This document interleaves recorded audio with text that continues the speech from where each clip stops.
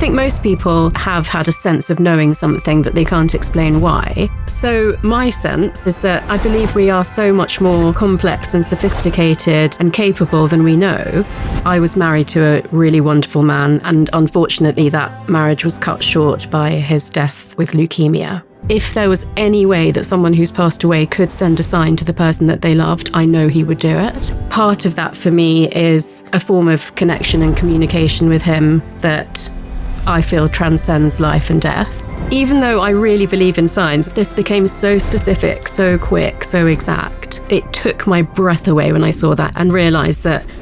And so I started becoming very, very interested in the nature of consciousness and what happens after we die. Things like coincidence and serendipity and synchronicity are perhaps actually a huge form of evolution, that we have so many more senses than most people realize. And if we're not even conscious of them, then we're not actively tapping into them. I just think it opens up a very interesting curiosity about what more we're capable of.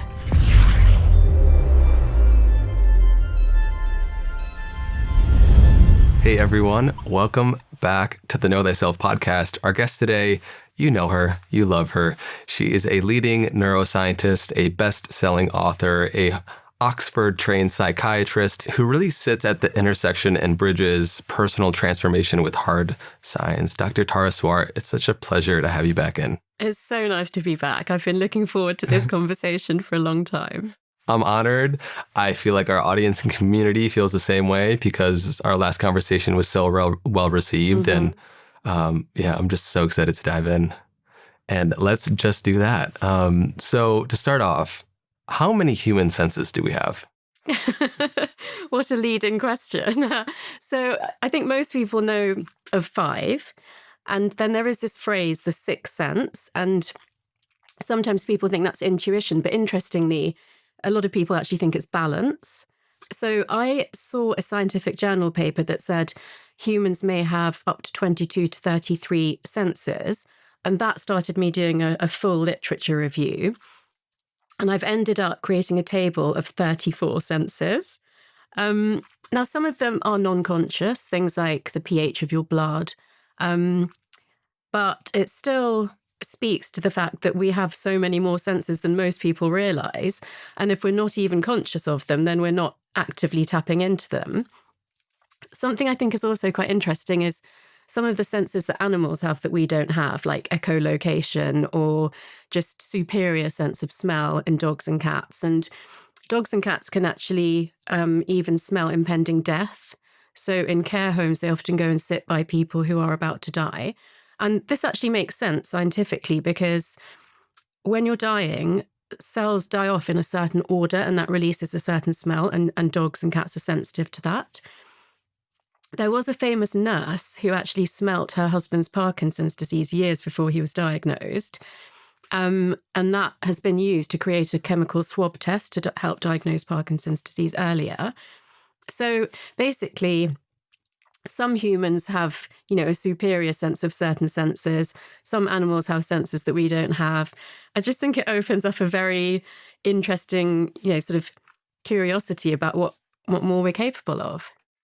Yeah, it also really invites the inquiry around what are the potential latent faculties, what's potentially lying dormant within our DNA.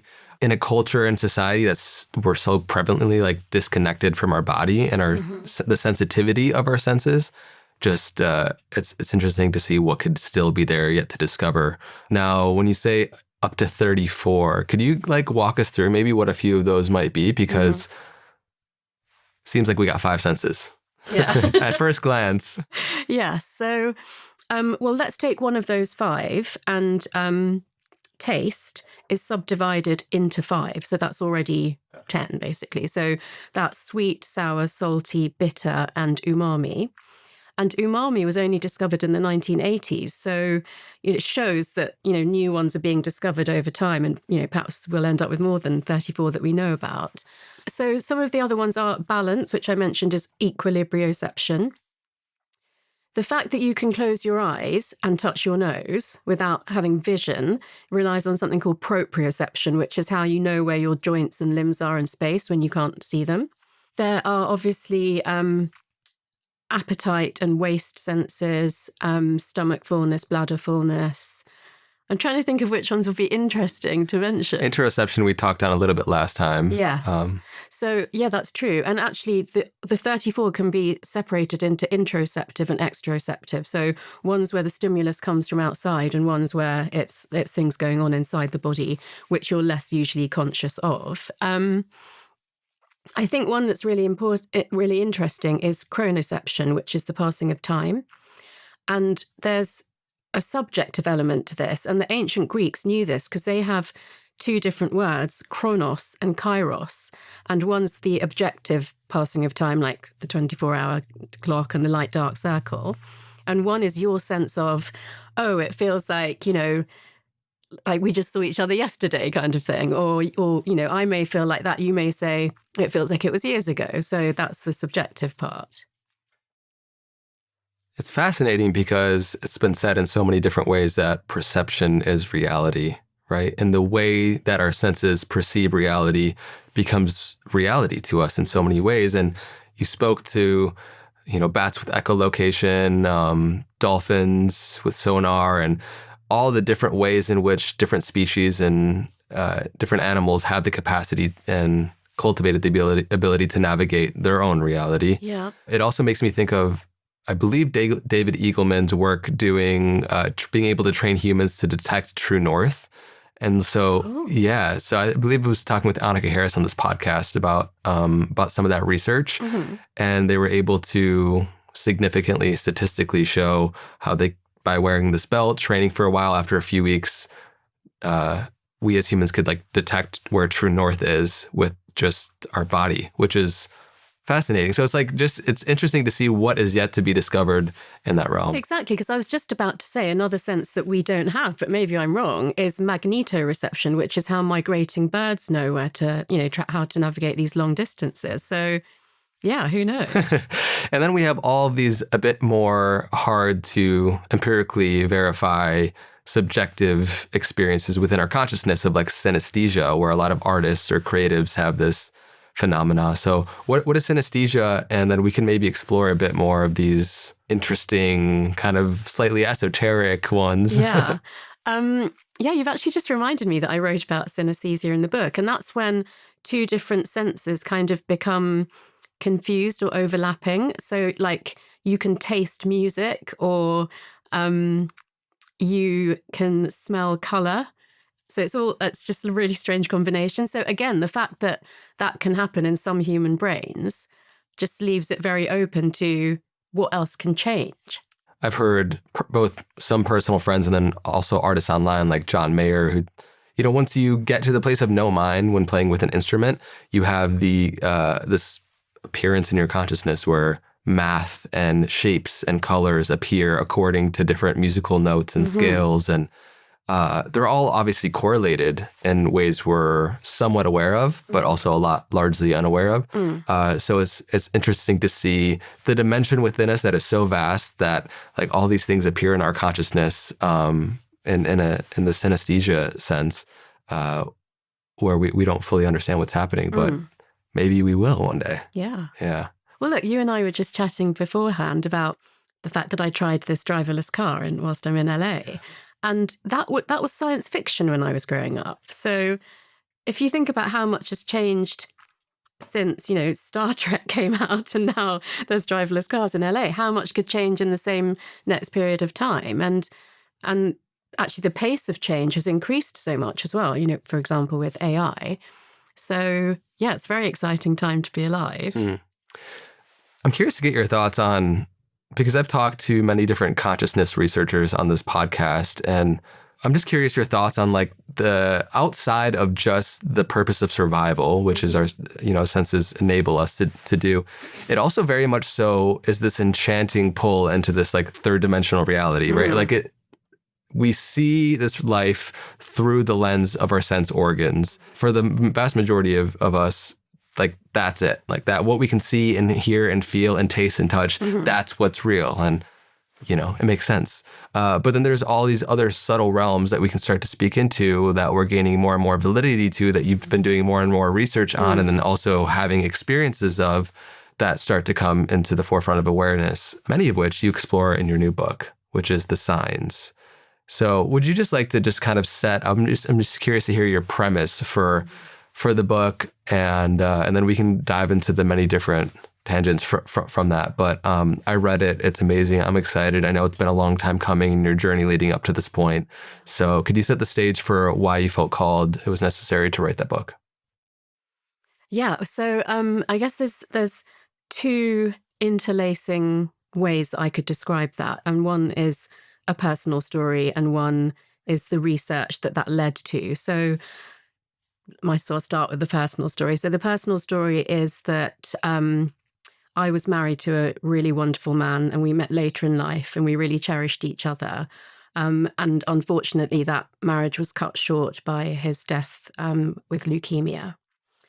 And so that left me in a very dark and lost place, trying to make sense of a life that was going to be completely different to the one that I had imagined it would be.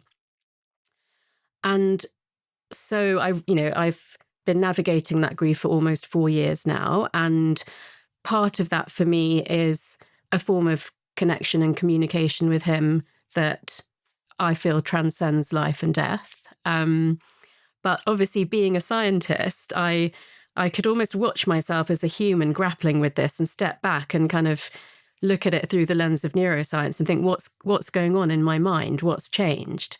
And so I started becoming very, very interested in the nature of consciousness and what happens after we die. So I, for instance, spoke to Dr. Bruce Greyson about near-death experiences. And I looked at some very high-profile examples, like Dr. Eben Alexander, who wrote Proof of Heaven, and the doctor, I forget her name, that's on the Surviving Death Netflix series, who have given, very graphic descriptions of their experience and their opinion. But Dr. Greyson has himself rigorously documented 5,000 cases of near-death experiences. And I think the other largest inventory of them is at about 10,000 cases. So, we've got quite a lot of evidence there. Professor Donald Hoffman is really interesting to me because so the other way that I wanted to try to explain the premise for the book is that there's a lot of things that we accept and assume that can actually neither be proven or disproven. And so the premise is really, come on this journey with me where I question everything and just be open-minded about whether something that we accept as a fact now may actually not be correct, and that some of these other potential theories may be. So Professor Hoffman says that the modern acceptance of the fact that space-time is the way that the universe is constructed can neither be proven or disproven. He suggests that consciousness is the basis of how the universe works, and that can also neither be proven or disproven. And David Eagleman, who you just mentioned, discusses this idea of the brain being like a radio or a receiver that can take in signals from outside. That's commonly not accepted and can't be proven, but he says it categorically cannot be disproven, so it could be true. And behind all of that, the first thing that really made me think, why do we accept certain things and not others, is about the observable universe. So the universe, we can only see it to the extent of the speed of light. So the amount of time it's taken for light to reach us, that's how much of the universe we can see. We know that there's more of it.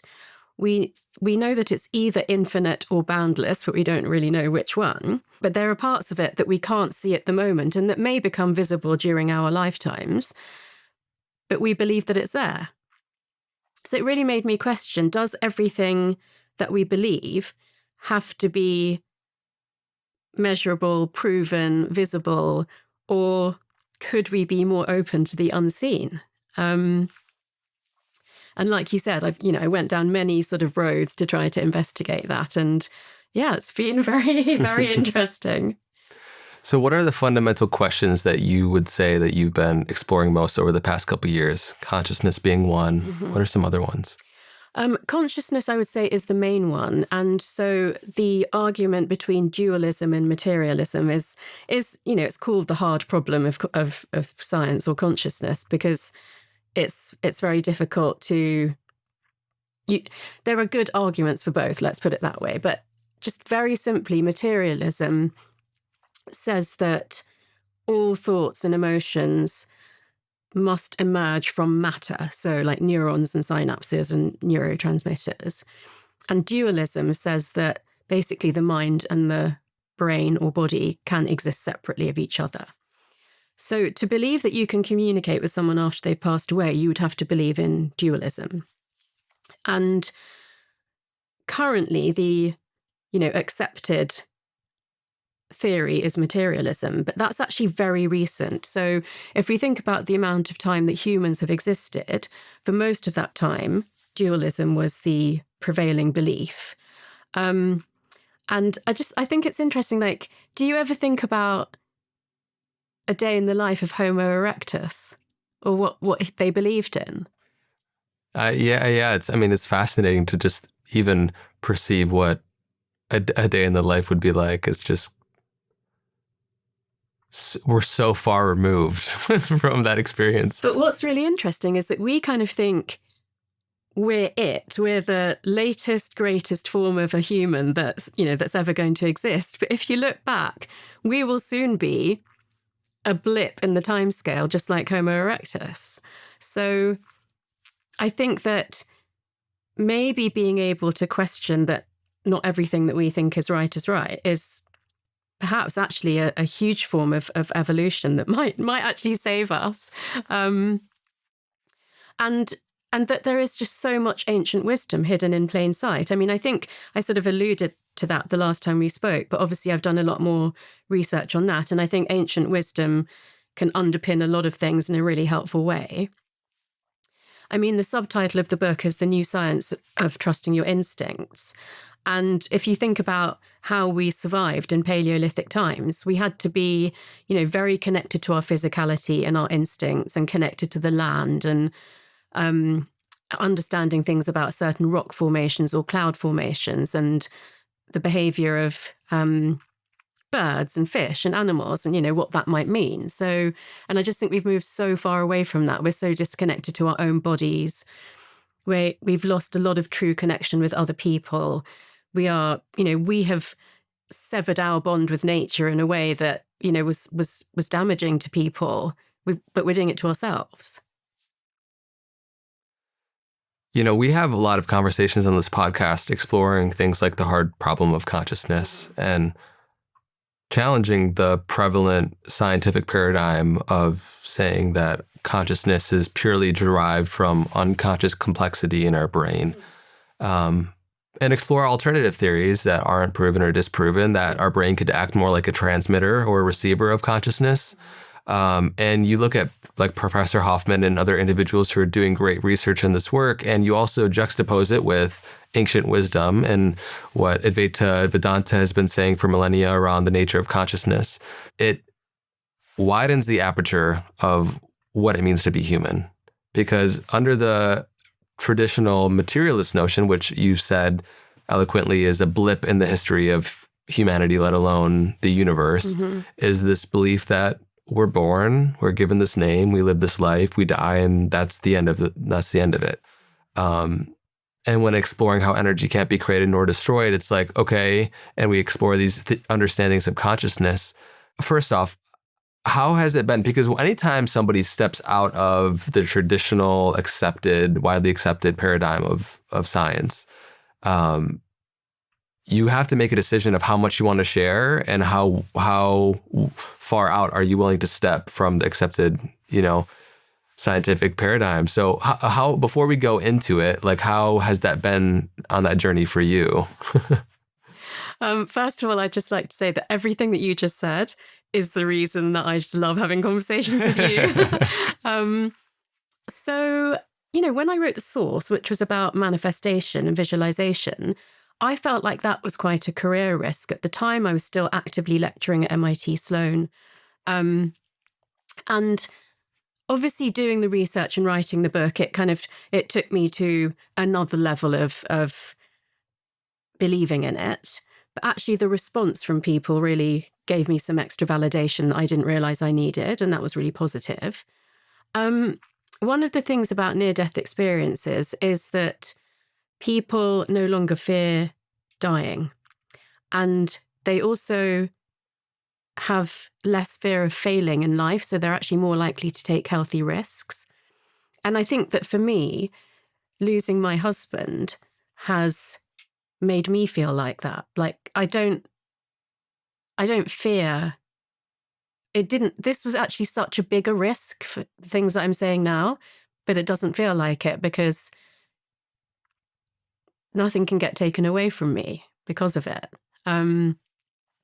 So, these are some of the, what I would consider enormous privileges that the gift that my husband has given me is this, how I view life differently. I don't fear it. I don't fear failing. I just, as long as like I'm at peace in myself, that's, and I'm not, harming anyone else then.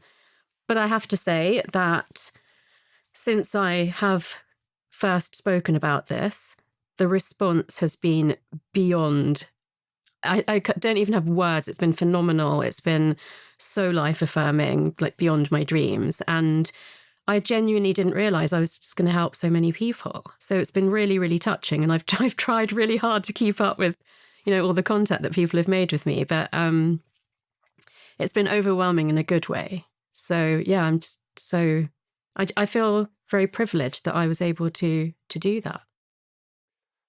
What lesson did the grief teach you that neuroscience could never teach you?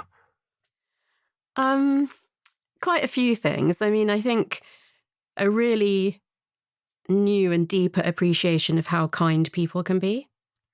Even though I said, I was so lost and broken, it's reminded me of my resilience again. And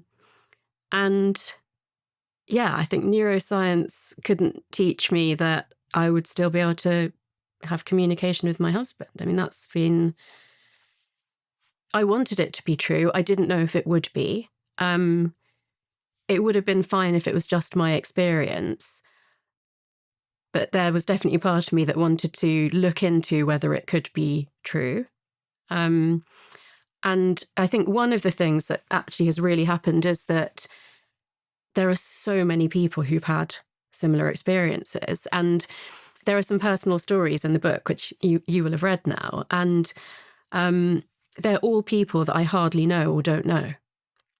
Because what my publisher said was, if it's all your stories or all your friendship group who have similar, sort of spiritual beliefs, that's not going to be convincing. So you have to find people who don't have the same beliefs or, they don't know you or your story and gather stories like that. So that was interesting. I mean, it was interesting because this is relatively a taboo subject, right? So the fact that people from such different walks of life could come up with stories like this was really interesting and validating. How are you doing right now?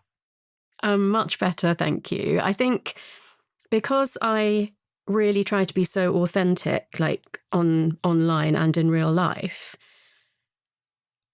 I feel quite relieved that this part of my life is out there now. I think I'm very private. So there was a long period of time where I, only wanted my friends and family and loved ones to know about it and be there for me. I couldn't speak about it publicly. But I feel, I feel like I can really be myself again now that everyone knows.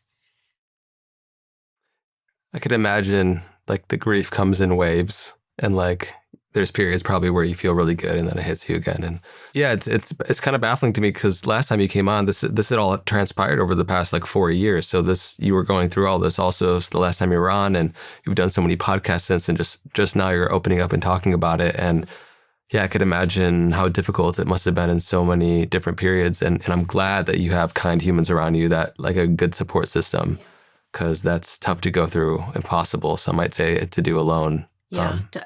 I mean, I really want to acknowledge the fact that I know that there are a lot of people that don't have the support around them that I had. The second thing that really helped me was time in nature. But the primary thing that helped me to get through this was the people that loved me. So I've been definitely very lucky. And, I'll even say that with time, those waves are less so. Yeah. That has been the case. It was easier for me to turn up to do a podcast with someone that I hadn't met before and just not say anything. So I didn't even have to go there. And yes, but then once I've developed a bit of a relationship with someone, and you and I have kept in touch pretty consistently, not massively frequently, but in the last couple of years, then, I felt like I want you to know because it's a huge part of my life. And if you don't know it, like I said, it's kind of becoming a bit inauthentic. Yeah. Okay, so let's start peeling back some more layers here. Signs. Getting signs from the universe. We hear this a lot. I feel like more and more in spiritual communities, everyone has different signs that are coming at them, for them, encoded just for them at the right moment. And I want to parse through this a little bit. I want to share my own personal thoughts around it, and I'm excited to hear yours. I'm excited to hear yours. So let's go. What are signs from the universe in the way that you're describing them in the book? And let's maybe we can go through some personal experiences of yours since Robin's passing. And how do you parse through what you believe is genuine, sincere communication from somebody who has passed, if that's possible, versus the intrinsic manufacturing based off of our need for meaning? Yeah. I just want to set the scene a little bit. So thank you for saying his name, Robin. The nature of our relationship was such that if there was any way that someone who's passed away could send a sign to the person that they loved, I know he would do it. So that was behind everything. And I'd heard about signs before, but I didn't really know what it meant. And I'd never had a great loss. I mean, I'd lost my grandparents, but I didn't even live in the same country as them, so I didn't spend that much time with them. So I knew there were a few people in my orbit who had lost someone, and they did talk about signs. So at first, I found myself almost trying too hard and being really desperate to see a sign, and then, like looking at a pile of rocks or something and trying to make some meaning out of it, and it just wasn't happening. And then occasionally people would say that, something had occurred to them and they thought it might be a sign for me, but it didn't feel right for me. The only thing that did keep happening straight away that I noticed was I was living in between London and the countryside. And in both houses, every time I went to the window, there was a robin in the garden.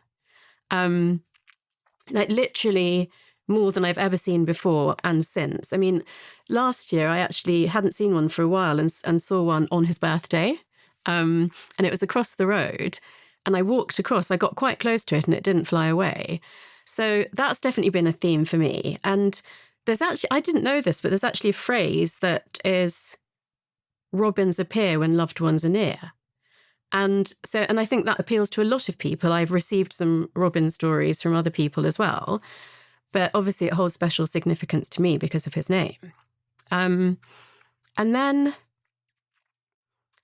I did also once actually see him standing next to my bed about 6 weeks after he passed away. I was actually woken up by a thump to the shoulder, and then I sort of saw a hazy outline, and then I could actually sense the effort that he was putting through to like become more visible. And it got to the point where I could see the outline of his hair and his features, and then he just dissolved from the top down. And at the time, so this was almost 4 years ago, I Googled, and when I woke up in the morning, I Googled, is it possible to see a deceased loved one? And Google said something like 60% of older people can have visual hallucinations when they're in grief. And even though I was in acute grief at the time, that neuroscientist part of me just thought, that's actually really sad that something that felt so profound would be reduced to this explanation. And it kind of bothered me a bit. I had a neighbour who I knew had had a loss 5 years previously. We'd never really talked about it. But because I was searching so much, I asked him if he thought it was possible to see or, sense or communicate with someone who we'd lost. And he got quite agitated and said, absolutely not. And said, because if that was true, then everybody would be talking about it. And again, I thought, that can't be the reason that it's not true, just because everybody's not talking about it.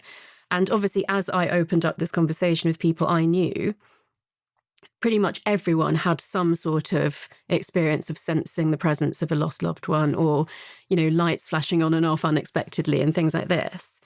And then at some point, I can't remember exactly when, but over a year after he passed away, oh no, it wasn't over a year because it started around the first anniversary. I kept getting either like repeated numbers, like angel numbers, or his birthday, 2109, like always seeing it on my phone. On the significant anniversaries, I would get like numbers that were related to that anniversary. And it was just one day a light bulb went off in my head, because he was in finance. He wrote a globally well-known technical analysis report, and he was obsessed with the Fibonacci sequence. It was a bit of a joke in our household. And I suddenly thought it would make sense to me that he would communicate with me through numbers. People say song lyrics and all sorts of other things, but that really made sense to me. And that's when I started actively asking to receive certain numbers. And over time, I would say by the 2.5-year point, this became so specific, so quick, so exact. And equally, I could ask him a question in my head, and I would receive an answer that it didn't, the only way I can explain it is it didn't feel like my own thought, and it didn't feel like something I would say, and it definitely feels to me like it's him. Hey guys, if you're looking to add a simple but powerful health tool to your daily routine, I recommend checking out BonCharge's Red Light devices. I use mine during my morning meditation a few days of the week, and it's helped with everything from energy and mood to skin health and sleep. Red light therapy is backed by thousands of studies, and it's a great way to get healthy light exposure without messing up your circadian rhythm. BonCharge stands out because their devices have the lowest EMF levels, there's no flicker, and both near infrared and red light in one device. They ship worldwide, returns are easy, and they offer a range of other products that are worth exploring. If you want to give it a try, you can go to boncharge.com/knowthyself and use code knowthyself to save 15% off. That's BONCHARGE.com/knowthyself, or use code knowthyself at checkout. BonCharge products are all HSA, FSA eligible, giving you tax-free savings of up to 40%. I hope it brings you value. Back to the show. Do you believe that these things that you're perceiving as signs, or many people perceive as signs, are literally being quote unquote sent to you, or that you're just becoming aware of them? My personal experience is that they're being sent to me from Robin. And I've generalized them to calling them signs from beyond. And I think that could mean different things to different people, and that's okay. A lot of people obviously will think that these are from God or angels. Some will say the universal source. My particular interest is whether it's possible that they're from people who've passed on. So actually, a couple of months after Robin died, my father passed away as well. But in terms of like day-to-day presence, obviously Robin was the sort of, gaping loss in my life, and I was very focused on communicating with him. But once I felt that I could do that, I wanted to see if I could do it with other people. So I had said on a previous podcast that I had wanted to be an actress. And when I was in high school, and my teacher said that I was really talented and I should go to Oxford and read English and then go to the Royal Academy of Dramatic Art, I came rushing home to tell my father, and he said, "Over my dead body." So that never happened. I went to medical school. And then it suddenly occurred to me that as he's passed away, maybe now I do have permission. And so I asked him, I wrote in my journal, if I have your permission to pursue acting, then let me bump into a famous actress. Now, I live in London, not LA, so that doesn't happen often. And I'm the trustee of a charity called the Lady Garden Foundation for Gynecological Cancers, and I was on the Christmas Carol concert committee that year. So I invited a friend to meet me at the church, and we just got there, so we were standing in the entrance, and then a woman went to walk past us. So I I moved to the side to step out of her way, but she moved to the same side and we physically bumped into each other. And then she said sorry and she walked on. And the friend I was with is a filmmaker, and I said, oh my goodness, that was Anna Friel. I love her. I particularly like her because she played a psychotic character in a series in the UK. And as a psychiatrist, I just thought she was brilliant at it. So the next day I sent her a DM saying, thank you for doing a reading for the charity that I'm a trustee of.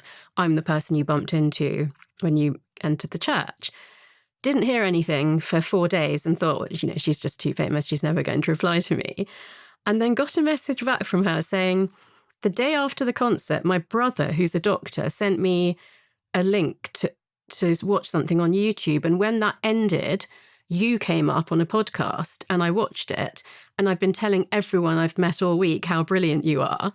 And I said, what, you watched that podcast before you saw my message? And she said, I promise, I've only just seen your message now and I've been talking about you all week. And you want to act and I can help you with that.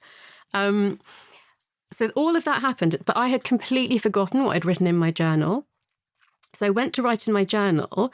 And I think, I'm a big advocate for reading over entries to kind of like reinforce, to see patterns that may be repeating. And even though I really believe in signs and it's how I live my life now, it took my breath away when I saw that entry and realized that I had asked for that sign and it had literally, when I told my friend about it, she said, well, I was there, so I saw that you physically bumped into her, not just, like met her kind of thing. So I've got so many other stories like that as well. Yeah, I think a lot of people can also resonate with their own version of their story where they felt these synchronicities at different points in their life happen. What would you say to the fact that coincidence is a natural phenomenon in the universe? The most mysterious thing would be if there weren't any. So what are your thoughts on that? I mean, things like coincidence and serendipity and synchronicity are obviously things that I delved into whilst writing the book. And I really think it comes back to ancient wisdom, because you can say that it doesn't mean anything, or you can make meaning out of it. And so certain ancient cultures didn't believe in time as a linear construct. They believe in it as a spiral. And that's a potential explanation for coincidence, because if you're traveling like this through time rather than in a linear way, then you would pass by events that have been similar to ones that you're experiencing now and might experience in the future. And Carl Jung actually wrote about synchronicities and identified them as something that can't just be explained away as a coincidence. Obviously we don't have I can't actually answer that question. I can only, give you my hypothesis. But I think, one of the things I pose in the book is that, have you ignored your instincts when you really feel that they're right, but it makes more sense to act on logic and rationality? And I think most people would say they have had a sense of knowing something that they can't explain why. And so my sense of that is that I believe we are so much more complex and sophisticated and capable than we know. So I would like to work off the hypothesis that coincidence isn't meaningless and see what that could mean about the nature of consciousness. Yeah, it also just seems like there's two separate fundamental ways to view things through. One, logic, and the other is this more intuitive side, which they're not always compatible. Like, to have the logical, mechanistic understanding of an intuitive process, our mind craves that. It does for me many times. I'm sure it does for you. But yeah, it's one of those things where unless you have the experience of where certain things, like in your experience, become beyond a shadow of a doubt, it becomes viscerally true for you, it's impossible to convince somebody of that. Yeah. Now, there's a couple things that you mentioned that I want to kind of separate a bit, because There's one which is like, yes, there is an inherent intelligence to life that is so vast beyond what we can even understand right now. The entanglement of different events and how certain things are connected, like we don't fully understand yet, but we're learning more and more how they fundamentally are. One aspect is like you mentioned following your instincts and intuition, and there's like that aspect which everybody can benefit from, which we can explore. There's this other side which we mentioned a bit, which is like the signs that are being sent to us. Now, do you think that there is an actual mechanism behind how these things are being sent? Like if you were getting messages, for example, from Robin after he passed, that evokes so many questions about a spirit potentially that leaves the body, that is hanging out in some sort of liminal space, that has the ability to still have agency and communicate with you. Like there certainly must be a mechanism behind something if it's happening, right? And I'm just curious what your thoughts are around that. I think it really started for me, obviously as a doctor, I've seen people die before, but I haven't known them or been emotionally connected to them. The strongest feeling that came over me in the seconds after Robin passed away, where I was present at, is that the body lying in the bed wasn't him. And so to experience that so strongly was interesting because I've heard about that before, like the essence of the person, isn't just the vessel of their body, but I felt that so strongly in that moment. And I didn't really question it because I was too overwhelmed by grief, but that's really stayed with me. Part of the research was looking at like cycles of nature and how we are actually made up of the carbon and hydrogen and nitrogen and oxygen from the Big Bang. In nature, everything gets renewed and recycled. Like even the life cycle of a salmon ends with its bones, contributing calcium and phosphorus to the forest floor and the riverbed. And I think in ancient wisdom, there was a much stronger connection to this like continuous cycle of nature. And so that's why I was looking into near-death experiences and terminal lucidity, because that's on the border of life and death, and it can give us a glimpse into what might happen in the separation of the mind and the body, or not just the mind, the mind, the psyche, the soul, the spirit, whatever you want to call it. And, I guess the most scientific we can get with this would be what Carl Jung described as a collective consciousness. But I'm more open to saying collective unconscious. Is that what you mean? Or the collective consciousness? Well, both. So there's I think a possible phrase for this cosmic force or soup or liminal space that you've mentioned is that there's some sort of collective consciousness, and that when someone dies, their spirit or soul or psyche goes into that collective consciousness. And then I haven't really articulated it like this before, but I guess what I'm suggesting is that there's an ability to manipulate nature with that force. Most signs seem to come from nature. Obviously, the numbers don't, but very, very often, sort of some commonly accepted things for people who have lost someone are that they appear in the form of birds, or that white feathers. My friend Kyle Gray, who's the author of Angels Are With You Now, calls white feathers the angelic business card. And, certain shapes in nature, cloud formations, can, I think are potentially forms of someone trying to communicate with you. Yeah, and then I think, like you said, people have their version of it. So there'll be a symbol that means something to someone. And, one of my examples is the infinity symbol. And I can't tell you how many elastic bands and the figure of 8 I've seen lying on the pavement. And also now how many photos I've been sent by people on Instagram of the same. I mean, it's, like I said, it's been kind of mind-blowing. I've been on this journey, so privately, and to hear so many commonalities from other people has taken it to the next level. And I'd love to hear your personal views on this too. Yeah. Sure. Happy to share. I think what I personally try to strive in my life is like this balance of being a rational mystic. I think so oftentimes when people have an expanded state of awareness, their mind becomes so open that it becomes closed again, if you know what I mean.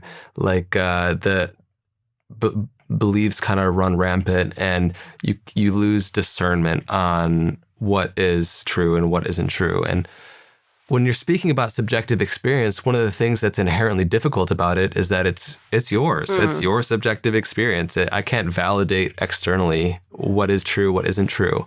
And why I'm intentionally being a bit contrarian in certain aspects within this regard is because I think it'll actually serve people more when we go back and forth and kind of make this a bit more rigorous. I found in my personal life that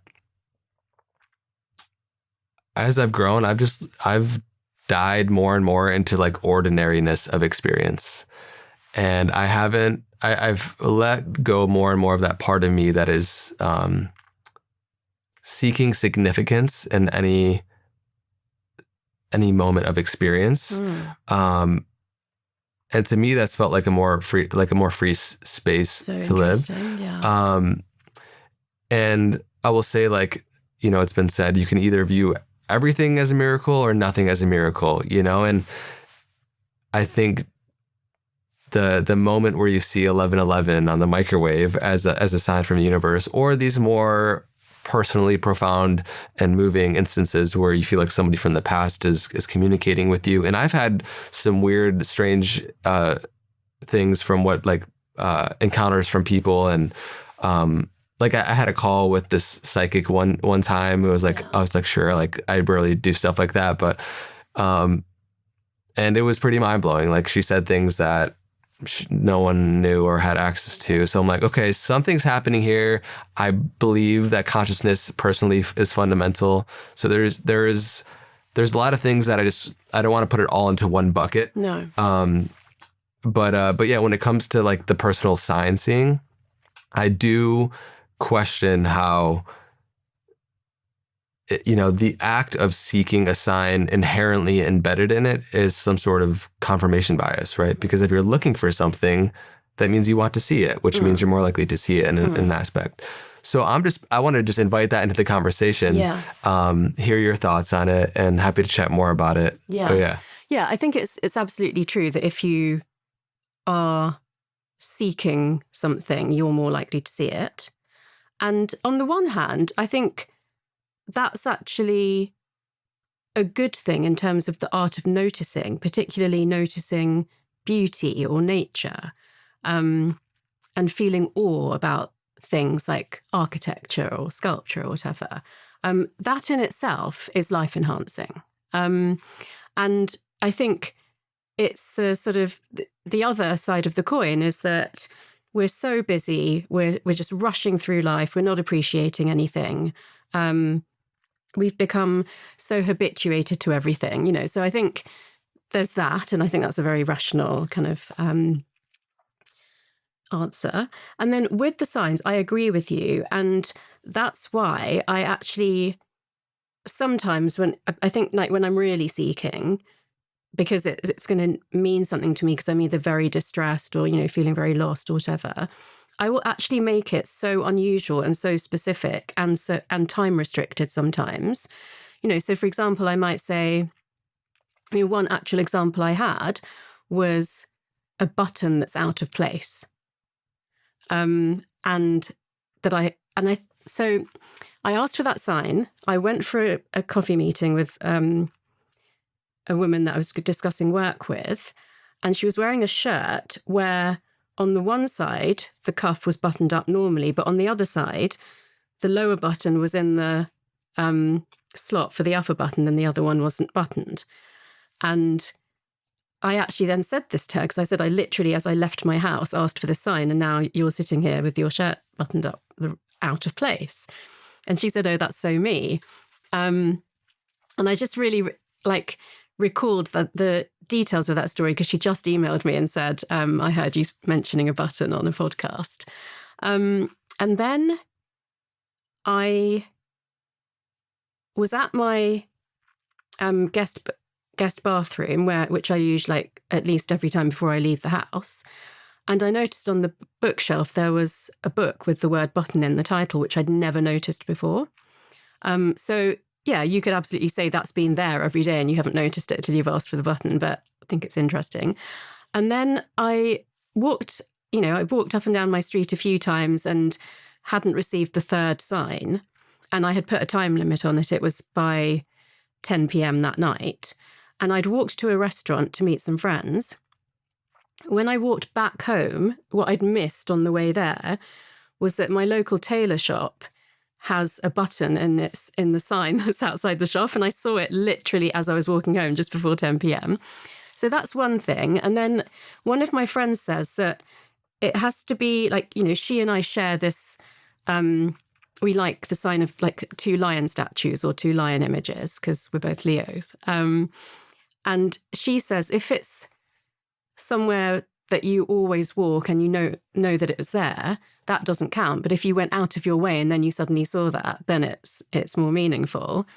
And one of mine is the sign of a phoenix, and that symbol came to my mind because I felt like I'd totally burnt out and then had to find a way to reemerge. And I for my own kind of like resilience and sanity, I sort of used the analogy of being like a phoenix. And so around the 2nd anniversary, I asked Robin for the sign of a phoenix, and I was actually filming in Oklahoma City.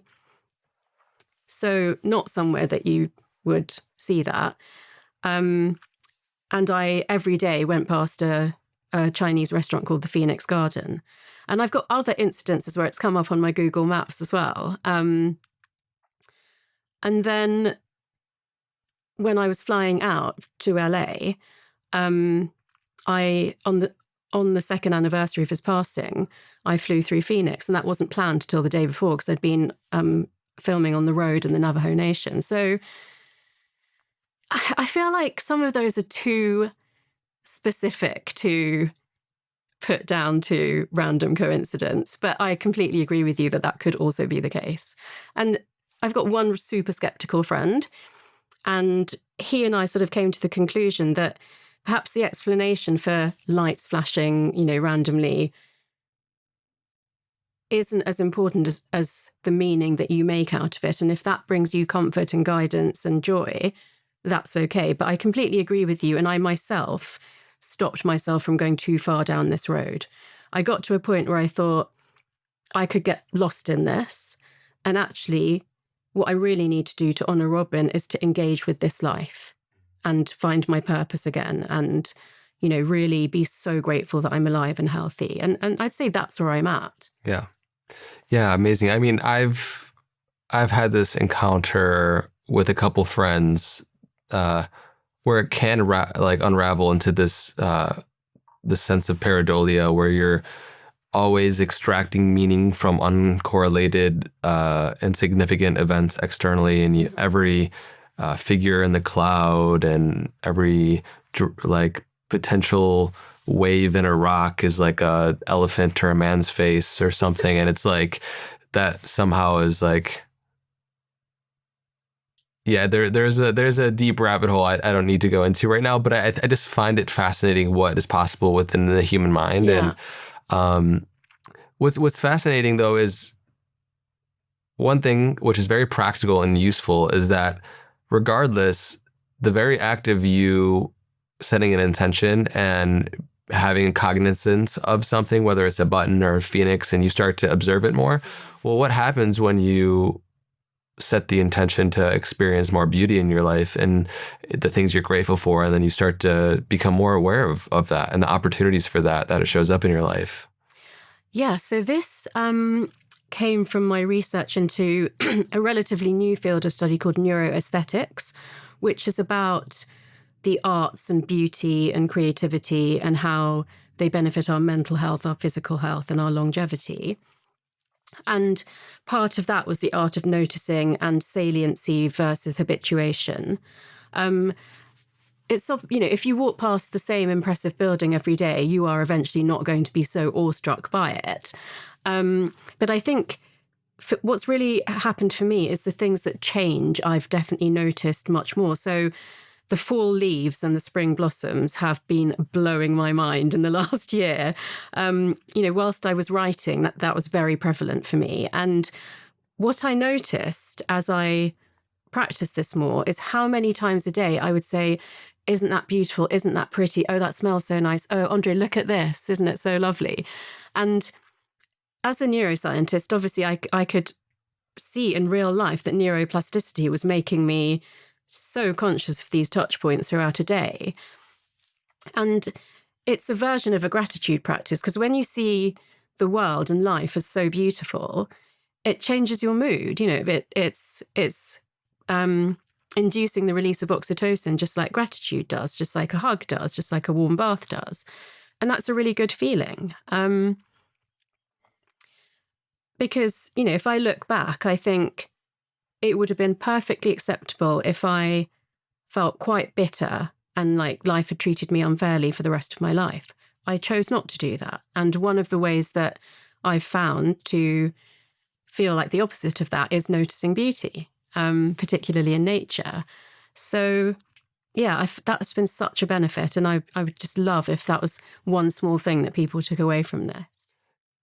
Yeah, you mentioned a bit on our last podcast too, in just this field of neuroaesthetics. And is there anything else you want to share there on the unique relationship between the beauty in our environment and the well-being that it evokes within us and why that happens? Yeah, I'd actually love to speak a bit about the environment that you live and work in. So our home and our workspace, if they might be one or they might be separate, they might not be, are obviously the places that we spend the most time and have such an impact on us. One of the most shocking things I found out in my research for the book was these very early experiments, which looking back now would be the first neuroplasticity experiments that we were like conscious of, by a neuroscientist called Marion Diamond in the 1970s.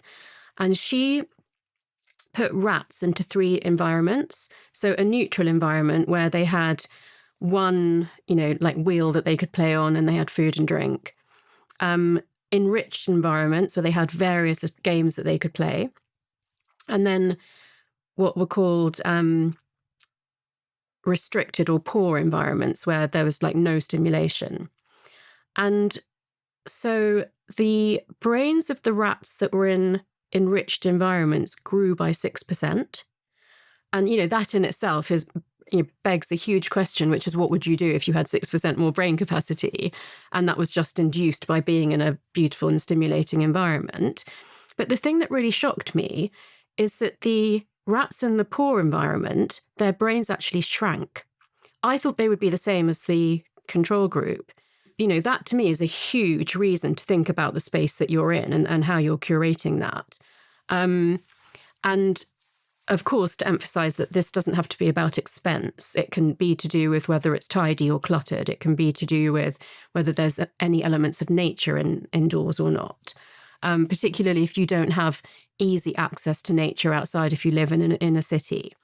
So there are a lot of Japanese experiments because obviously they are, long-time proponents of prescribing forest bathing, for example, on things like the difference between having natural materials and man-made or fake materials in your home. So bringing an element of nature into your home is hugely beneficial, but it's not the same if it's fake plants as real plants. And that's not just for some of the benefits that they have in like releasing oxygen and things like this. It's actually like the effect that it has on you and your like mental well-being. And then curved surfaces rather than sharp surfaces has a different effect on people. But with the nature, I wanted to say as well that if you don't actually have nature in your home, even just looking at images of nature or videos of nature or listening to nature sounds helps. So I found this in an art gallery, this little triangular motion-sensitive device that when I walk past it, it plays 2 minutes of sounds as if I'm walking along a river in a forest and there's animals there and stuff. But there are also radio stations where they just play birdsong.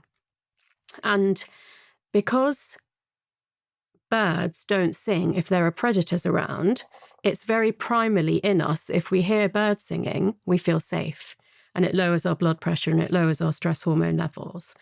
So, yeah, and then things like, getting natural light and, or even like writing out affirmations that like boost your mood and things like this. So obviously I go into a lot more detail in the book, but I think, the environment that our brain is in physically is much more influential on us than I think we realized previously.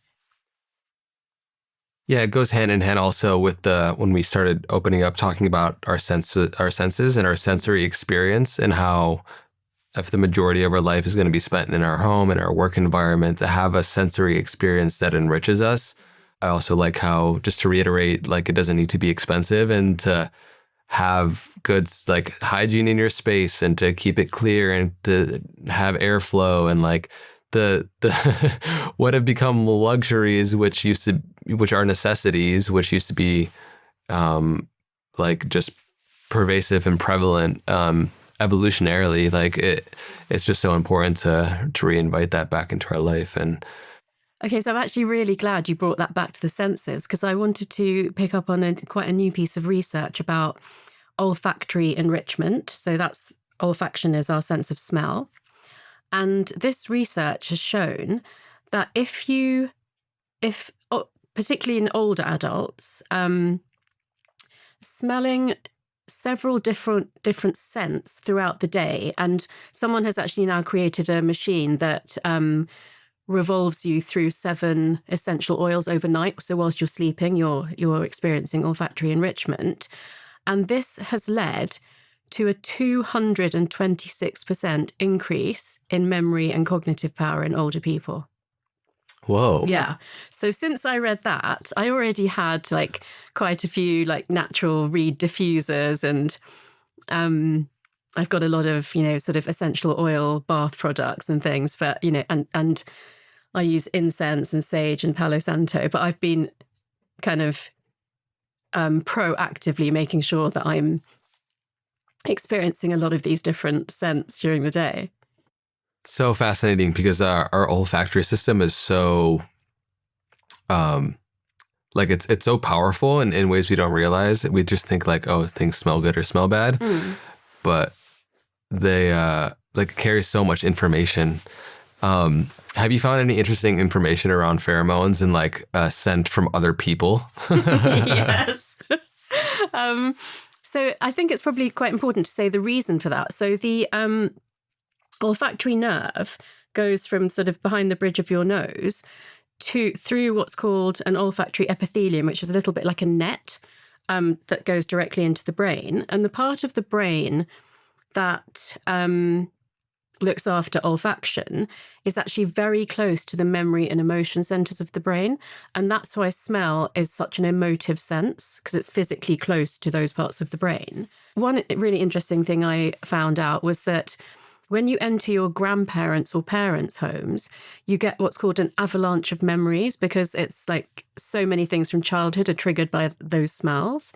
And then in terms of pheromones, there's a part of our immune system called the major histocompatibility complex.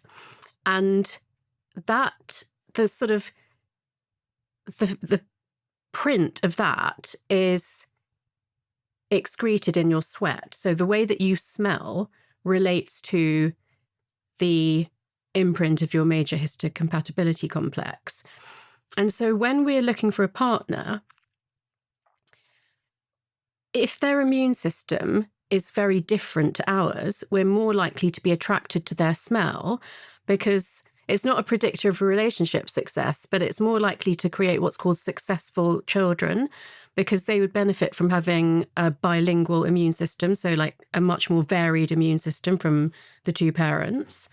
And I also think, like, if you think about the 5 senses and how you would rate someone on attractiveness, it's pretty obvious that visual comes first. And you might say that, I don't really mind that much how they smell. So it's not really one of the top attractors, but it is one of the top detractors, because if you don't like the way someone smells, it's actually pretty hard to stay in a relationship with them. Yeah. I feel like it can also change over time. Like our bodies know before our minds, I feel like, when relationships have hit their expiration date. Yeah, and I think that's a really big area where this like trust your instincts thing comes in, because I feel like that is the biggest example I can think of where people ignore red flags towards the end of a relationship because of this sort of sunk cost fallacy, which is that, well, I've invested so much time and effort into this already, and the alternative is being single again and having to start over. So people just want to stay in relationships even when, like you said, they sort of at least non-consciously and maybe also slightly consciously really know that it's hit its expiration date. A quick share. Did you know that there is one phase of sleep that almost everyone fails to get enough of? And this one phase of sleep is responsible for most of your body's daily rejuvenation. I'm talking about deep sleep. Not getting enough of it adversely affects cravings, metabolism, willpower, premature aging, and the list goes on. A big reason we don't get enough deep sleep is because over 80% of the population is deficient in magnesium. Magnesium increases GABA, which encourages relaxation on a cellular level, which is critical for sleep. When I first tried supplementing with magnesium, I noticed immediately how deep and uninterrupted my sleep was, and I've been supplementing with it ever since. But not all magnesium is created equally. I personally have been using the one from BiOptimizers. Unlike other supplements that might be giving you 1 to 2 forms of magnesium, Magnesium Breakthrough contains all 7 forms of magnesium, designed to help you calm your mind, help you fall asleep, stay asleep, and wake up feeling refreshed. Since I first tried their magnesium, I consistently give it away to my friends and family because I know how much of a difference it can make. If you want to try them out for an exclusive offer, you can go to BiOptimizers.com/knowthyself to save 15% at checkout. Link in the description as always. Back to the episode. So let's dive a bit more into the side of your work, because we've spoken at length in our last conversation and you have so much done within your research and study of intuition. And this new book is also very much so exploring how to live life being guided by these deeper instincts. Mm-hmm. How do you discern and delineate what is wound trauma informed instincts that we're labeling as intuition, but is really fear-based, versus intuitions that are actually going to truly benefit us in our life? How do you make sense of that? I mean, I think this is a really complex area and it's quite hard to extricate those things. And they're both informing how you live your life and decisions that you make. But the more self-awareness you have, the more you might be able to separate and therefore challenge the wound-based stuff and learn to listen and trust the more positive what I call hidden wisdom. But the thing that's very different to the conversation that we had last time is that until fairly recently, I have thought, and I think most of society thinks of intuition as a mental faculty. And I would have previously described it to you through that process of Hebbian learning named after the neuroscientist Donald Hebb, which is basically neurons that fire together, wire together. And that, you pick up life lessons and that informs your wisdom, but you don't remember everything you've experienced in your life. And that's because it's been pushed deeper into the limbic system, the brainstem, the gut neurons. There's a new hypothesis called the serotonin hypothesis, which informs how trauma, but also hidden wisdom are stored in the body, not just in the brain circuits, like what we call the PTSD circuits of the brain, like the amygdala and the hippocampus. And so this theory is based on the fact that up to 95% of serotonin is produced in the gut, or at least outside of the central nervous system. And that serotonin can't cross the blood-brain barrier, so it has no action on the central nervous system. So serotonin is pretty famous for being the mood hormone, but most of the serotonin in our bodies let me put it another way. Mood is one of the smallest functions of serotonin, and it's only the function of serotonin that's in the brain. In the body, serotonin has several functions, but the one that this hypothesis is based on is that the word serotonin actually comes from serum and tone. And serum is to do with the fluid products in your body like blood and plasma.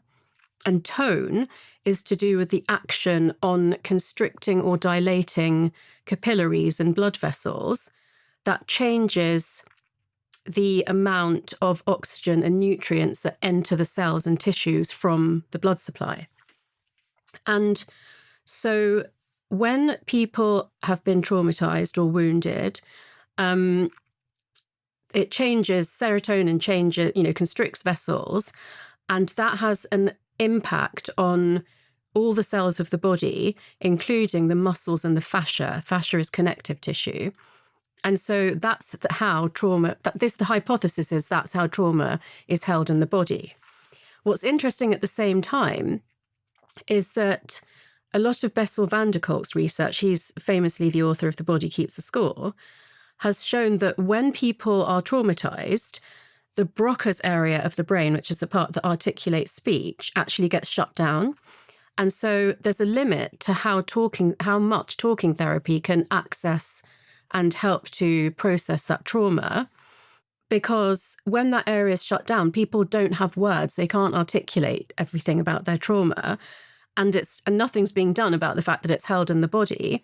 So he actually says that yoga is more effective than talking therapy for people who are traumatized. And now, of course, there are a whole range of what we call somatic therapies, ways to access your physicality to release trauma from your system, such as craniosacral therapy, certain types of massage, dance, drumming, humming, and yoga, that can help you to reach and process trauma that you can't do by talking alone. And so, again, the other side of the coin for this would be that all the wisdom and life lessons that you pick up, that serotonin will be having a different but an effect on the way that that's stored in your body. And therefore, that potentially ways to access that are these more physical activities. And interestingly, there's a charity called Ashes to Art, which is for firefighters who go into really traumatic scenarios, that as soon as they exit the scenario, they have to paint what they saw. And it's dramatically reduced the amount of PTSD that they suffer as a result. And so creativity and this kind of like comes back to the neuroaesthetic stuff, may also be a good way of unleashing intuition that you wouldn't articulate with words. Yeah, that makes perfect sense. And I mean, the artistic and creative process is such an outlet for communicating what we cannot with the language. Like communicating, like the English language is so limited, and being able to express the inner dimension. Like we can to a certain degree, but there's just so much that we can't, right? And when you're speaking to the power and potency of somatic therapies that can touch grief in ways that talk therapy never could in many different respects, I think it just opens up the door to like how important it is to work with the body, both through moving through grief and through the whole emotional process, because that's where they live. Yeah. I'm sure I'm curious to hear your thought process about your own journey in that, because as you've been moving through grief, I know you've been exploring somatic therapies as well. Yeah. And look, I just want to say I had amazing support from a psychological therapist, which I certainly wouldn't be in the place that I'm at now if it hadn't been for her. And interestingly, obviously when I had to shield Robin during the pandemic and then nurse him during the 4 months that he was getting treatment. And then I had a lot of health anxiety, so I wasn't really willing to go to crowded spaces or enclosed spaces. So basically, I hadn't had a massage for a very long time, and I had a lot of tension in my body from, just kind of, it makes a lot more sense now that I've understood about how trauma is held in the body, just like sitting in this way, like I was fighting for his life all the time. And so I eventually decided to go for a massage.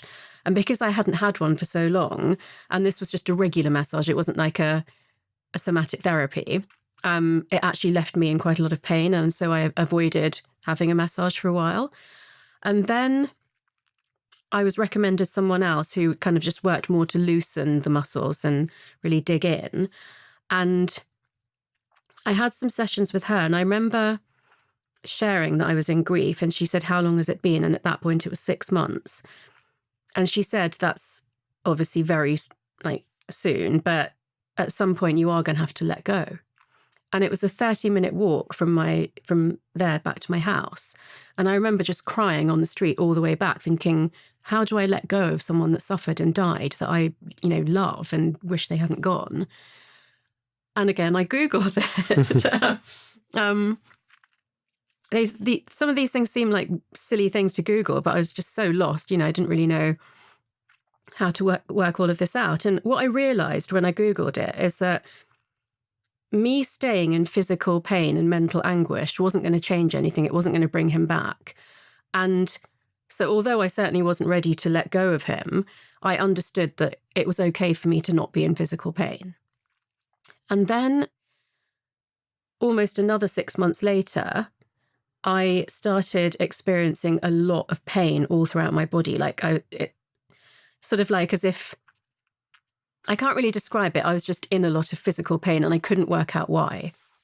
And this was obviously as the first anniversary of his passing was approaching. And I had been very conscious of that, I was doing a lot better sort of around the 10-month mark, but I knew this anniversary was coming and I knew it was going to be hard.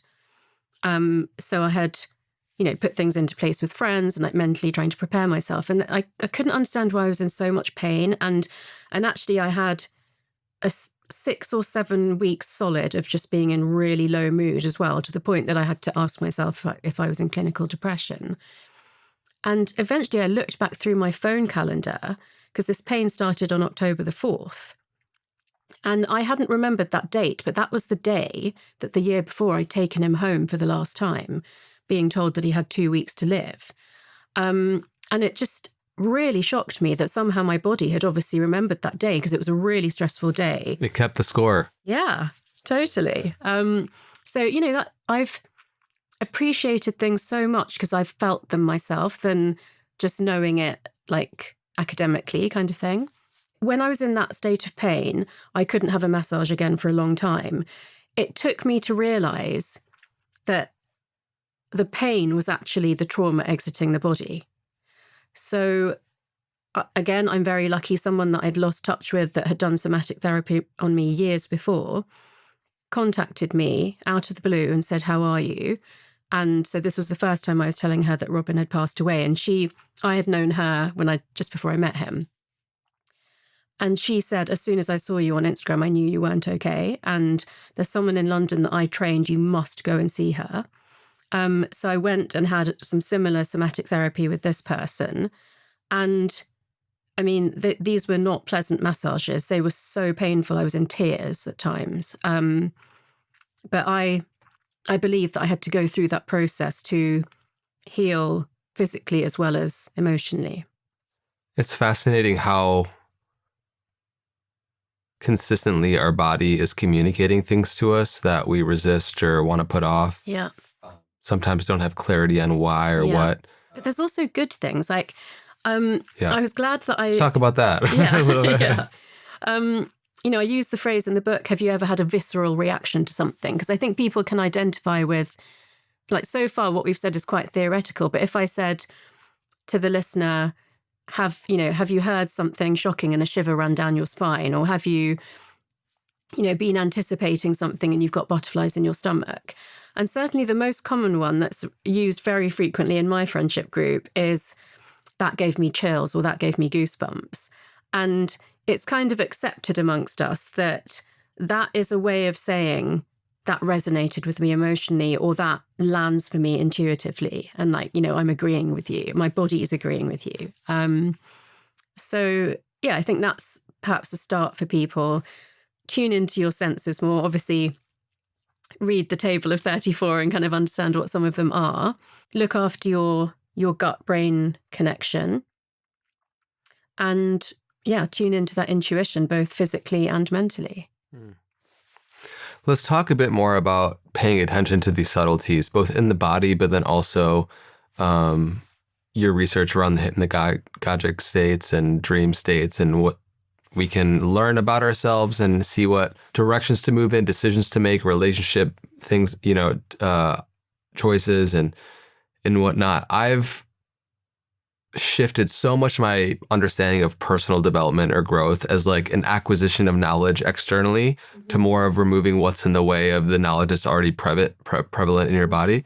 And I mentioned this recently also. I was writing something around the lines of when you get quiet, what needs to be heard will get loud. And if you don't get quiet, what is left unheard will rule your life unbeknownst to you. Wow. And I think about that quite a bit because I want to live my life. I don't want my great grandfather who went through certain experiences to be living his life through me, you know, just in one aspect. The noise can be many different things. It could be trauma. It also could be a dysregulated nervous system. It could be so many different things that inhibit our access to the greater space of awareness and the appreciation of beauty in our environment. And like we get to be a gift for other people when our presence is in that clear state. And there are so many different tools that I know you've spoken to, that you've written about in your book, that you practice, that allow you to come back into that state of clarity. One of the most important tools that I feel like I keep coming back to, that I've heard you talk to, is that window before falling asleep and how that imprints our subconscious.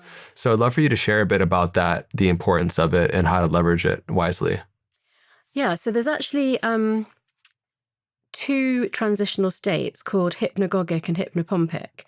And one is when you're transitioning from being awake to asleep, and the other is when you're transitioning from being asleep to awake. And it's interesting because I actually feel like you've just made me realize I put more focus on the one in the morning, because that's when I do my breathing and my gratitude practice as I'm starting to wake up.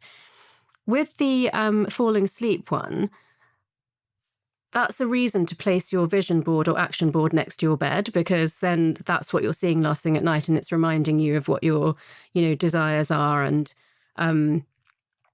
reinforcing that into your subconscious, so that when you wake up the next day, you're more likely to notice things that can, help you to receive opportunities to make those things come true. I didn't do as much research into dreaming as I would have liked to. Actually, there was just, I sort of had to choose. Yeah. I couldn't go down every single rabbit hole that I wanted to, but I had a really interesting conversation with a Tibetan doctor and philosopher about dark retreats and lucid dreaming. So lucid dreaming is when you become aware during the dream and you can actually influence what happens in the dream. And it's, there's a lot of overlap with what I would call vivid dreaming, which is just where it feels very real. And of course, for some people, not so much for me, but for some people, their lost loved ones can appear in dreams, and that can feel very real, and it can feel like having an experience with them. So what the Tibetan philosopher said that was really interesting is that when you go to bed at night and you fall asleep, you're in another world. Your dreams are another world. They're not of this world. And so in a way, it's like a mini death every night. And that basically, when you're dreaming, you are in another dimension. And that's interesting in and of itself. And I'm not a dream expert. Maybe my next book will be on dreams. I don't know. But what he said about the dark retreats are that they're the closest similar experience that humans can have to near-death experiences. Because obviously you and I can't choose to have a near-death experience, but we can choose to do a dark retreat. And the dark retreats are also seen as like a form of death and rebirth. And it's super fascinating what happens in the dark, because you're in darkness continually. And I think monks do this for 7 times 7 days. But I think if you go on a retreat, of course, it can just be a few hours or a weekend, but it's meant to be 7 days and 7 nights. So basically, because of the impact of darkness on our brains, we release a lot of the hormone melatonin that helps us fall asleep. And so people are sleeping a lot at first, and they're falling asleep in darkness and waking up in darkness. And then eventually you start to see light in the darkness. So the walls kind of glimmer with some light, and then it could look like shooting stars or just like flashes of light. And then, this is like intense, but what happens is similar to near-death experiences. People will see animals, they'll see people, they'll see deities in the form of light in this completely pitch black room.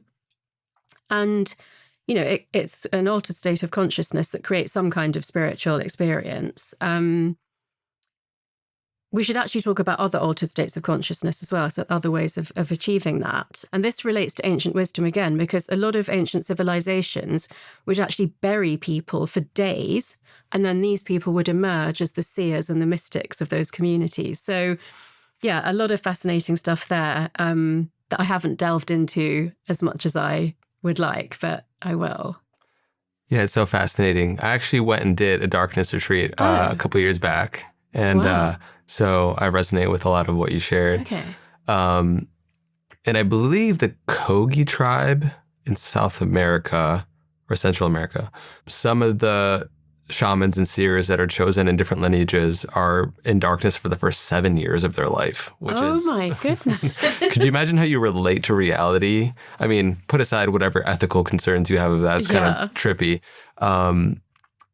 But reserving judgments, I wonder, what relationship you have to your inner dimension as being your reality first and foremost. And then this whole external reality is kind of like a play of phenomena happening, Wow. But I resonate with what you said, because what happens is when you enter the void, so to speak, and went in a bunker for 6 days and there was no light, and what happens when you stop generating new impressions is whatever is left over material in your mind comes to the surface, comes up and out.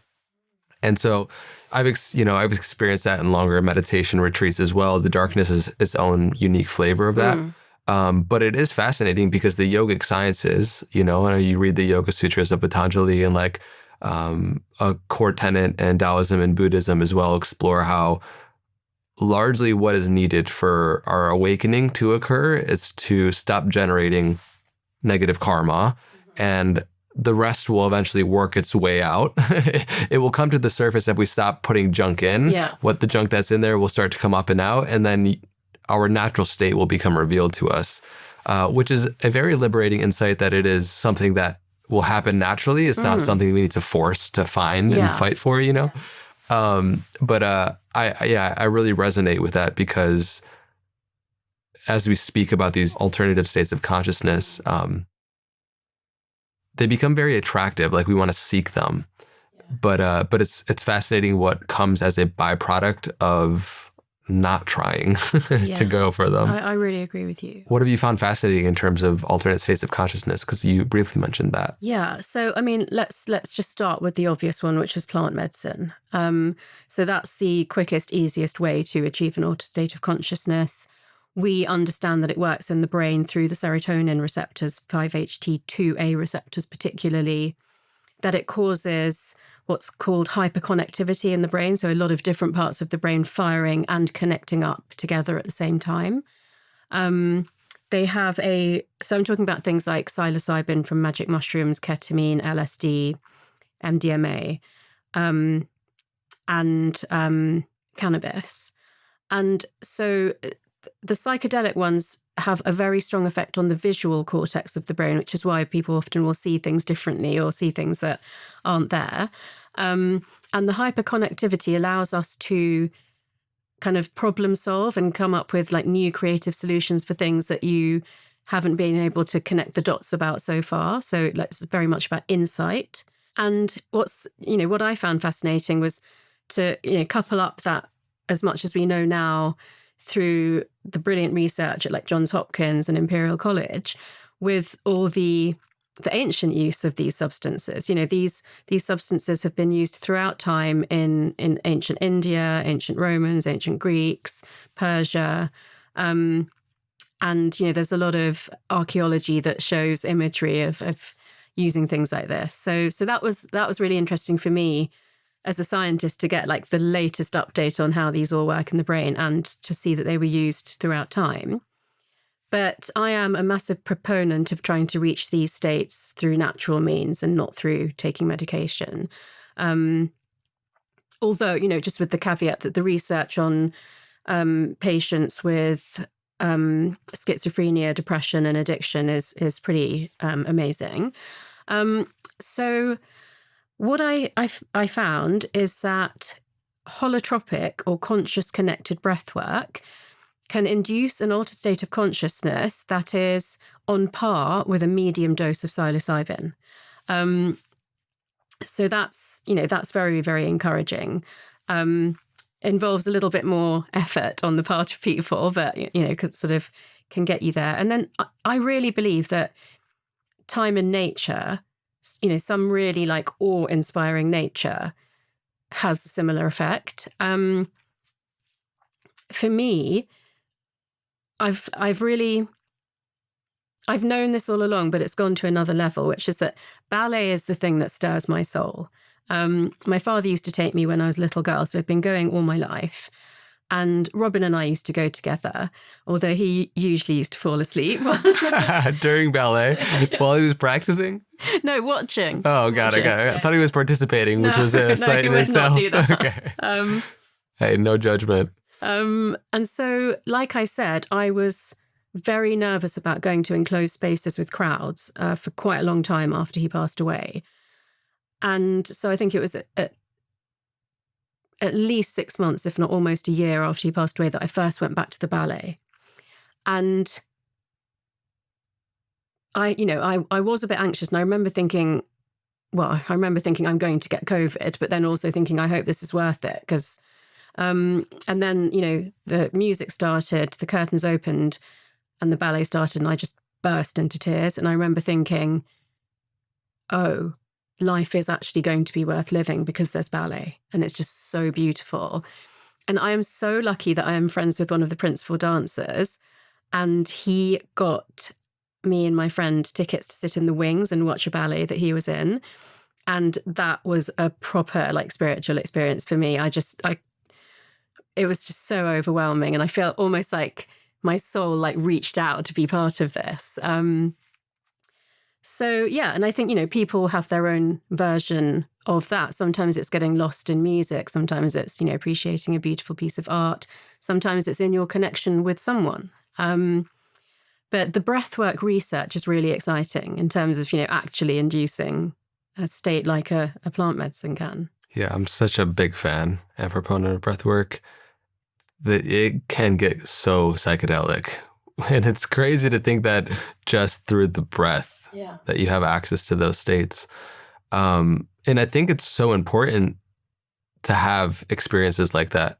Like those transpersonal experiences transform us, where you can read about them all day and it doesn't do much for your experience of life, but you experience a reality, a dimension of life that is just so much more vast than our constipated way of viewing life through just our thoughts all day.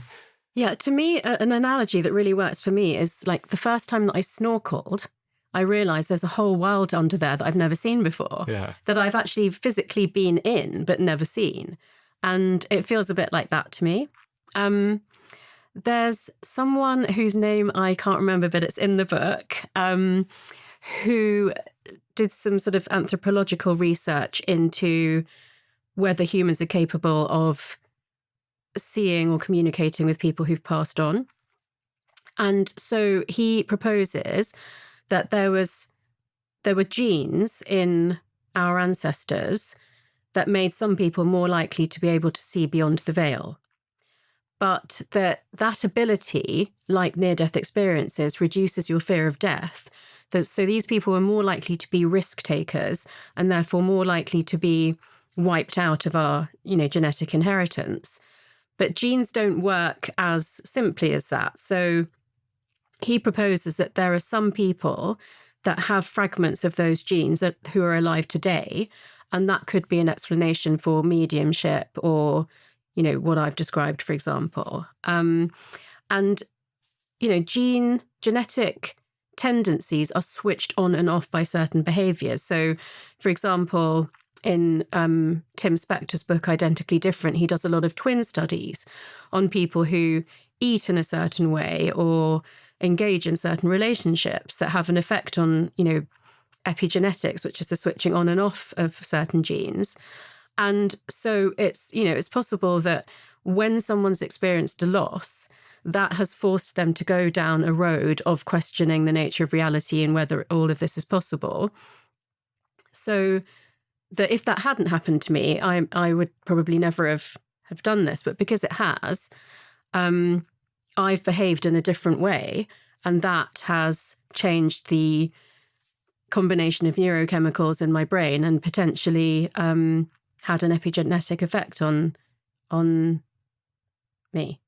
It's fascinating, right? Because to have the experience of these extrasensory perceptions that are beyond our current level of experience and like belief, we in many ways need to be open to the possibility. And I'm just curious, when it comes to this whole world, just to touch on it a bit, of communicating with people that have passed, of remote viewing and bilocating consciousness. We just had Kai Dickens, the founder of the telepathy tapes, on. Yeah, her, and then also Tom Campbell. And we've talked at depth about all of these various different psychic phenomena that are potentially possible. And being researched more and more, which is fascinating. Yeah. Take me down the deepest part of the rabbit hole. Like, what do you really think is possible within human consciousness? And I'm not going to ask you to verify, validate it with science, because I understand that largely it can't be. But yeah, is there anything that you think is that you'd like to share at the depths of that?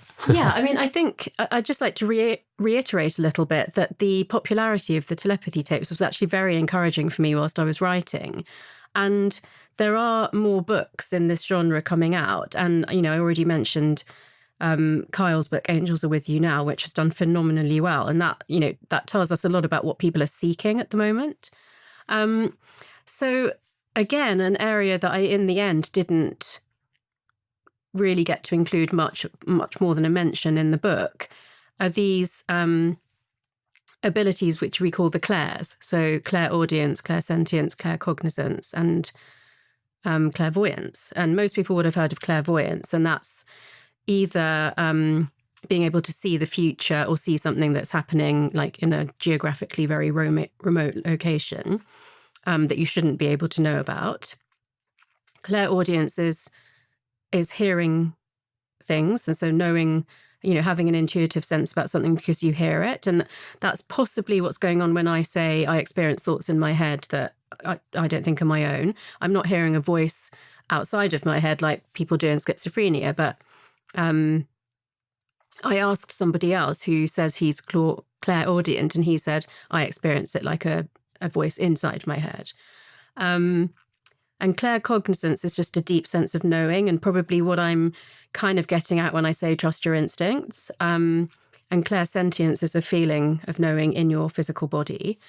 So I think that where I've talked about the observable universe and the fact that there's something there that we can't see, but we know it's there, and then where I've introduced this, very physical reality of this extended suite of senses, what I'd like to allude to is that these 4 clairs that I've mentioned are potentially things that humans are currently capable of, but don't know if they are or how to use.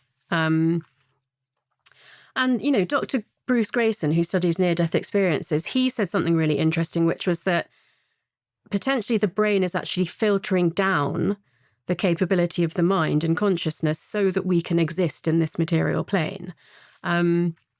And I think that this area is going to grow a lot in the next few years. Aldous Huxley in The Doors of Perception also is famous for speaking of the brain as a reduction valve.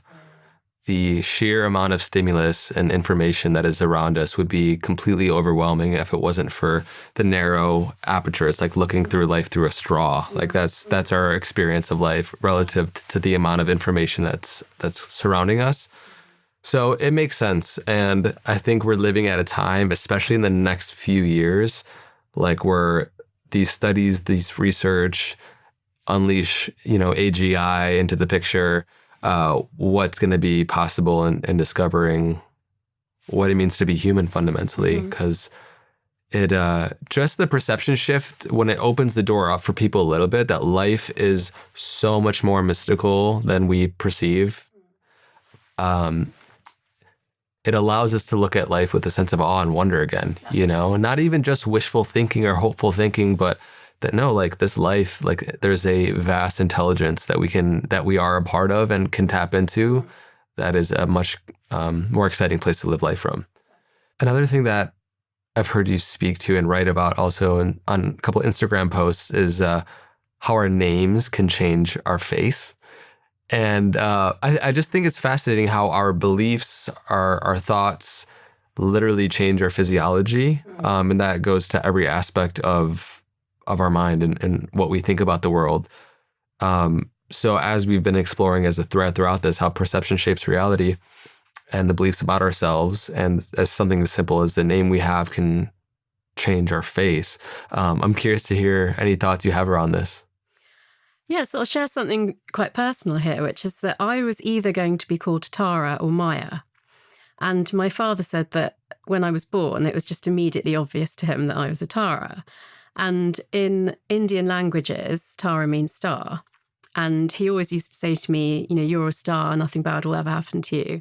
And Tara is also the goddess of strength in Hinduism. So obviously, I kind of align with those things because it's my name. And interestingly, Maya in the Indian languages actually means illusion. So like a very, very different vibe. So that, you know, that feels right to me. And also, like you said, I did do an Instagram post about it, which had a mixed reaction, I would say. But do you know what your name means? Andre. I think Chelsea, you want to look it up real quick? I think it means like warrior or something. Oh.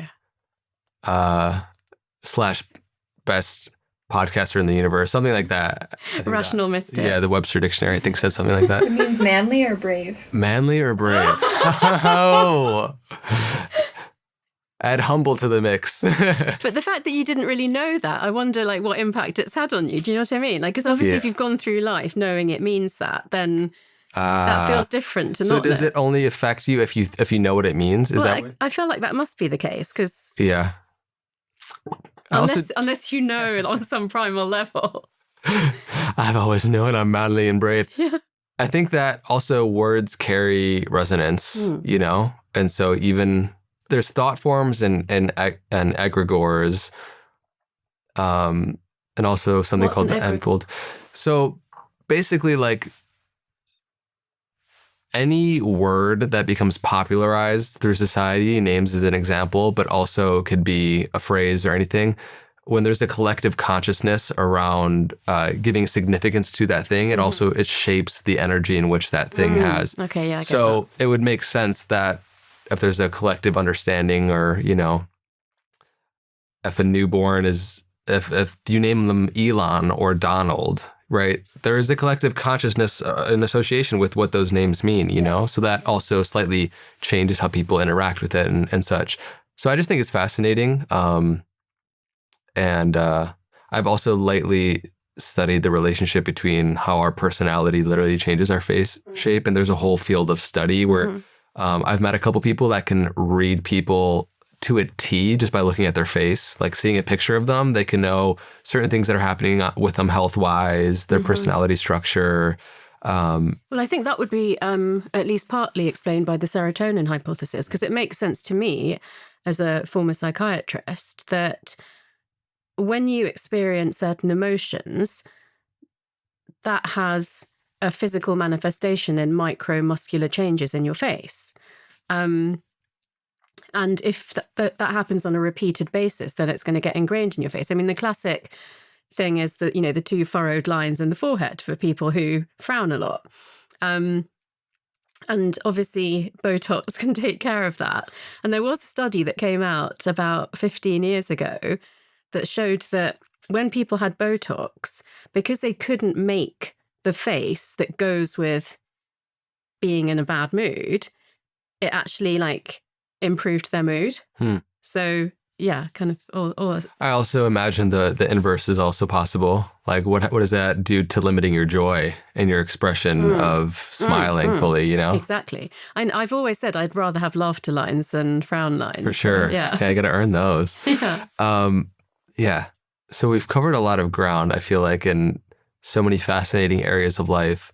And to help tie a bow on everything as it comes together, there are many different areas we explored, from the hypnagogic states and leveraging, the time before bed and upon waking up, to neuroaesthetics and the beauty in our environment, and increasing our sensitivity to more subtle perceptions and expanding the human sensory capacity in our olfactory system. And there's a lot of really good stuff that we all that we dove into. And I'm curious, is there a practice that we haven't mentioned that you've personally found useful, that relates to anything that we spoke to? It's actually so interesting that you've put it like that, because like I said, we have covered a lot and there is a lot in the book, but I was also very thoughtful about not making it so wide that it didn't actually really kind of like resonate and make sense.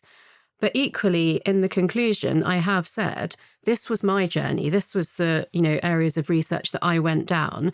Not all of it has to be relevant to you, but you can pick the parts that are. So if neuroaesthetics feels particularly relevant to you, but having the 34 senses doesn't, that's fine. Go down that road. If honing your intuition seems really interesting, but signs is too much of a stretch, that's also fine. And I didn't know how I was going to write the conclusion. And then I met someone, I was going to say randomly, but, I don't know if I believe in that or not. And he wanted to interview me for his blog. And he said that what he asks people is just one question, which is, don't tell me about your work, but tell me about the significance of your work to you. And that's the question I posed to the reader or the listener of the audiobook at the end, in the conclusion, which is, now that you've read all of this, of course, ideally pick some practices and go and try them, and I hope they enhance your life. But really ask yourself, what is the significance of any of this to you? And how can that inform your purpose as you move forward? And the final chapter before the conclusion is actually about community and tribe. So I've really asked people to think about what they're contributing to that, and how they're being a positive part of that. And certainly for me, my tribe gave me a lot of psychological safety, but it's changed the way that we talk to each other, because we all talk about signs now. So actually, it's really interesting that you pointed out how important language is, and how that can change when there's a zeitgeist. So I think thinking about the significance of this, thinking about what you contribute to your community, and opening up conversations that maybe you haven't had before, I think that would have an amazing impact on the world. I agree. How would you, in present day, articulate the significance of your work?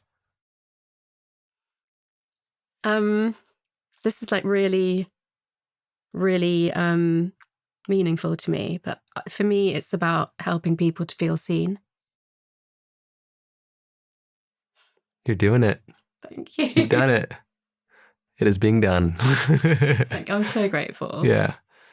Yeah. I can see how important that is for you and how emotionally moving it is. Because also I could imagine how important it was for you to be seen in moments where you couldn't see yourself and all of it. And I mean, it's said so many times that the depth of our grief and loss that we experience then becomes the catalyst in expanding our capacity to be there for others and to see others in their grief and pain. And I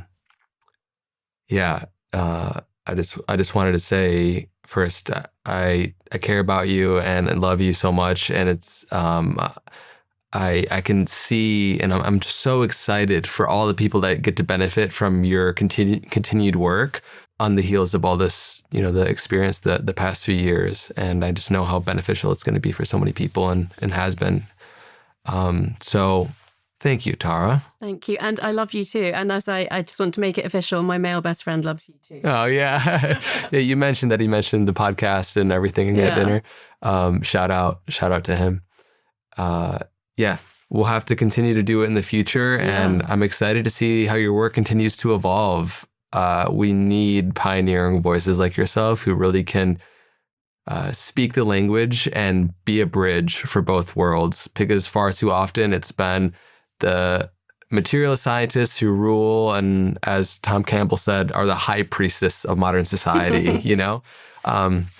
Or the woo-woo mystical people that have all these experiences but don't have the language to translate it and communicate it effectively. And so the bridge is needed. So thank you for being a bridge, and for everybody that's been tuning in, for walking on this journey with us as well. The signs people can pick up now, where can they do that?